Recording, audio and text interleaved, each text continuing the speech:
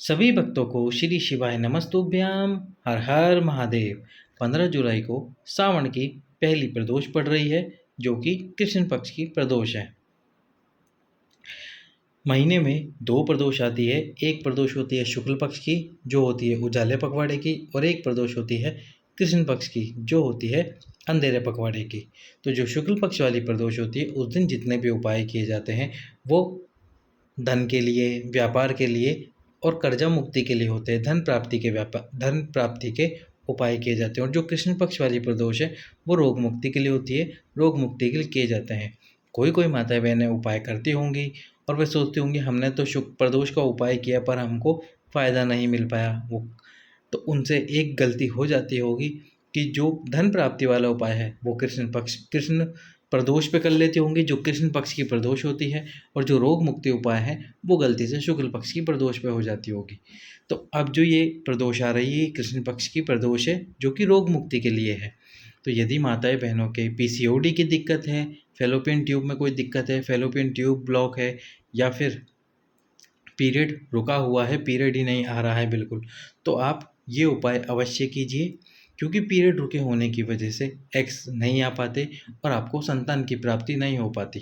तो इसलिए आप ये उपाय अवश्य कीजिए। 15 जुलाई को सुबह के समय किसी भी गौशाला में जाइए और जो नंदी जी होते हैं, उन नंदी जी की जो पूँछ होती है, पूँछ का जो बिल्कुल नीचे वाला हिस्सा होता है जिसके अंदर बाल होते हैं, उस बाल के वाले हिस्से को आपको एक सरसों के तेल की बोतल में डुबोना है। छोटी सी सरसों के तेल की बोतल ले लीजिए, आधा लीटर की बोतल भी आप ले सकते हैं, या फिर किसी पात्र में तेल ले लीजिए सरसों का। अब उसमें ये नंदी जी की जो पूँछ है, जो बाल वाला हिस्सा है, उस बाल वाले हिस्से को डुबो दीजिए सरसों के तेल में। 10 से 15 सेकंड डूबे रहने दीजिए। किसी गौशाला में जाके ये उपाय करना, क्योंकि रोड वाले नंदी जी के साथ आप उपाय करेंगे वो आपको कोई नुकसान पहुंचा दे, चोट लग सकती है आपके, इस बात का विशेष ध्यान रखना। जब आप पूँछ डुबोए तो उस समय पे आपको कुंदकेश्वर महादेव का नाम लेना है। कुंदकेश्वर महादेव रोगों को दूर करने वाले होते हैं, रोगों को हरने वाले होते हैं। जब 5-10 सेकंड हो जाए उसके बाद ये पूँछ को बाहर निकाल लेना। अब आपको क्या करना है, उसी दिन शाम के समय प्रदोष काल में शिव मंदिर में जाना है। प्रदोष काल कौन सा होता है? जब सूर्य अस्त हो, तो अस्त होने के 45 मिनट पहले और 45 मिनट बाद का जो समय होता है वो प्रदोष काल कहलाता है। तो जैसे सूर्य 7 बजे अस्त होगा तो 6:15 से लेकर 7:45 का, यानी कि पौने 8 बजे तक का जो समय है वह प्रदोष काल है। अब उसमें आपको वही तेल जिसमें आपने नंदी जी की पूँछ का बाल वाला हिस्सा डुबोया था, उसको शिव मंदिर में लेके जाना है। अब वो तेल आपको भगवान शंकर पे समर्पित करना है, पर नीचे एक पात्र लगा देना। जब आप तेल समर्पित कर रहे हो तो तेल समर्पित करते समय कुंदकेश्वर महादेव का स्मरण अवश्य ही कीजिए। जब आप पूरा तेल समर्पित कर दें, तेल पात्र के अंदर आ जाए, अब इस तेल को वापस बॉटल में भरकर रख लीजिए। फिर उसी दिन रात्रि को सोते समय एक बूंद आपकी नाभि में डालकर सो जाइए।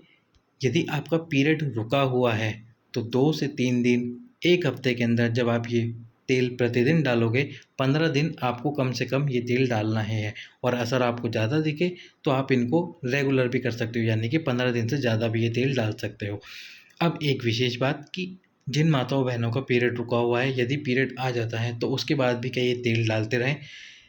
उसके बाद भी आप 2 से 3 दिन तेल डालते रहे और उसके बाद में तेल डालना बंद कर दें। यदि कोई माता बहन पीरियड रुका हुआ नहीं है, किसी और समस्या के लिए ये उपाय कर रही हैं और उनका पीरियड आ जाता है इस बीच में, तो आप क्या कीजिए, तेल लगातार डालते रहिए। ऐसा मत करना कि पीरियड आ जाए और आप ऑयल ना डालें। ऑयल 1 बूंद अपनी नाभि में अवश्य डालें। और जब ऑयल डालें तो ऑयल डालते समय, तेल डालते समय कुंदकेश्वर महादेव का नाम अवश्य ही स्मरण कीजिए और बाबा से प्रार्थना कीजिए, बाबा मेरी जो भी समस्या है पेट से संबंधित या फिर शरीर की कोई भी समस्या है, उस समस्या को समाप्त करो महादेव। इस प्रकार से ये उपाय कीजिए प्रदोष वाले दिन। बाबा निश्चित रूप से आपकी सारी समस्याओं को दूर करेगा। सभी भक्तों को श्री शिवाय नमः।